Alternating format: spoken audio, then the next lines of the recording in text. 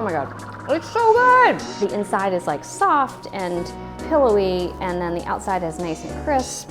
Hey there, it's Amanda, and I am back making another recipe from the Essential New York Times Cookbook. And this one is going to be herbed garlic bread by Samin Nosrat. And the first step is to take 7 cloves of garlic and put them in a, she says a saucepan, but I didn't have a little saucepan, so I'm using a little saute pan. And with 2 tablespoons of butter. And I'm gonna take that over to the stove, and I'm just gonna cook it super, super slowly until the garlic is nice and aromatic and soft, but not at all browned. All right, I have the garlic on the stove, and I have this is my like softest or gentlest burner. And so that's the one I'm using it on. And you wanna melt the butter, and then as soon as it's melted and it's cooking, Samin says that you should kind of keep it swirling it, keep it moving. All right, I've taken it off the heat because you can see it has melted down and gotten nice and soft. And now I'm gonna head back to the countertop to do the rest of the prep. I wanted to show you a trick because the next step calls for garlic that has, you're supposed to take the rest of the garlic, which is 7 cloves. You're supposed to put it in a mortar and pestle and mash it to a paste. Well, I don't have a mortar and pestle out here, so I am just going to take the chopped garlic and I'm going to put salt on top of it, and then I'm going to go like this with my chef's knife, and this is going to grind it down into a paste or paste-like substance. And what I like to do is gather it up. You can see it's kind of drawing the juices out. Give it a quick chop again. And then mash it again.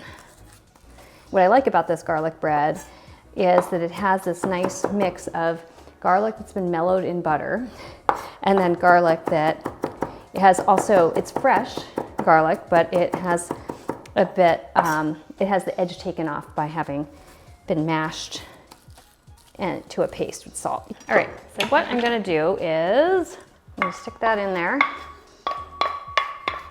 Ooh, yummy. Oh my God, that smells so good.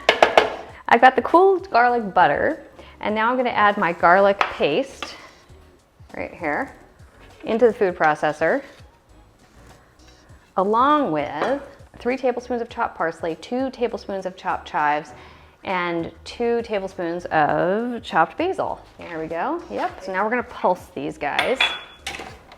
There we go. Oops.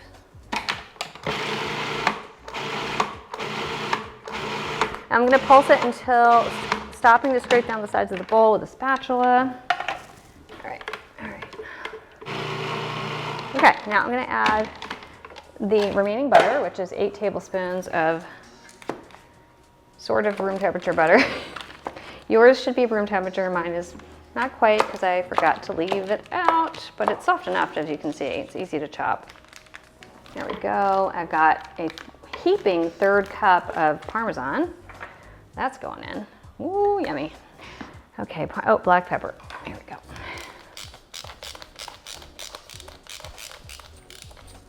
Whew. There we go. Toss that in. Ooh, that looks good. Okay.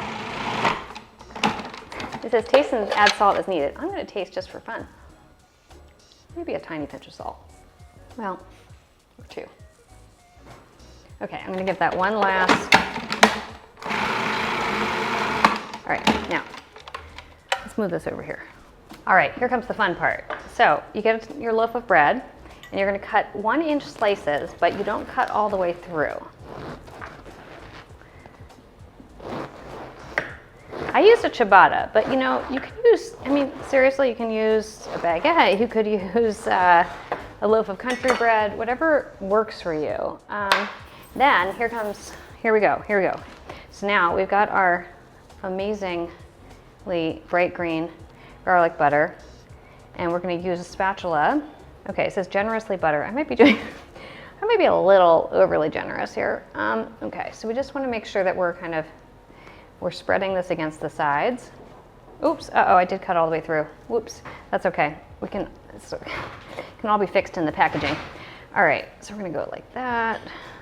And yes, if I seem like I'm going about this frantically, that's because, of course, I'm a little late to get dinner on the table, and I am trying to get this going.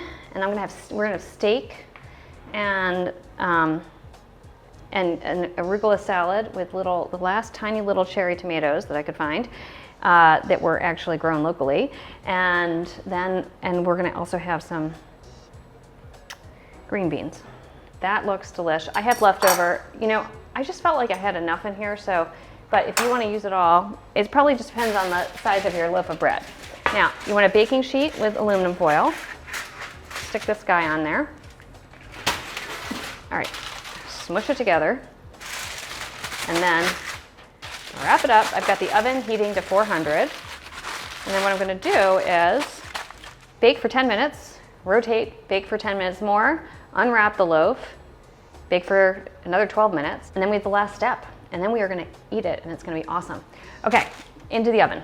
All right, this has been in for 20 minutes. I turned it 180 degrees halfway through, and now I am going to open this up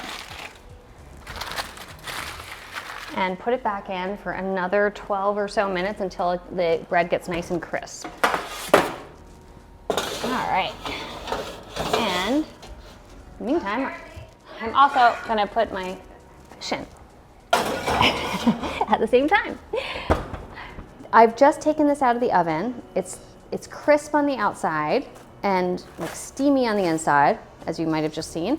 Now I've got a bunch of basil and chives and parsley. I'm gonna mix that up, and what I'm gonna do is, this is what Samin has you do, is you add some salt and then some olive oil,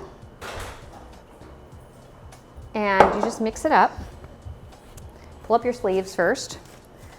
Okay, just give it a little toss. There's a lot of details that make her garlic bread better than everyone else's, but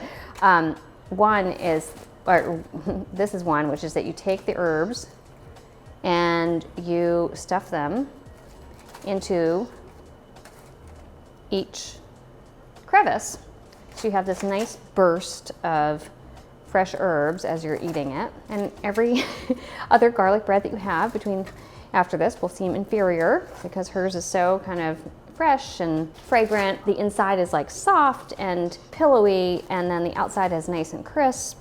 And what I'm gonna do is I'm a heel of the bread person myself, so it's a little hot to be tasting on camera, but I'm gonna give it a whirl. Wish me luck.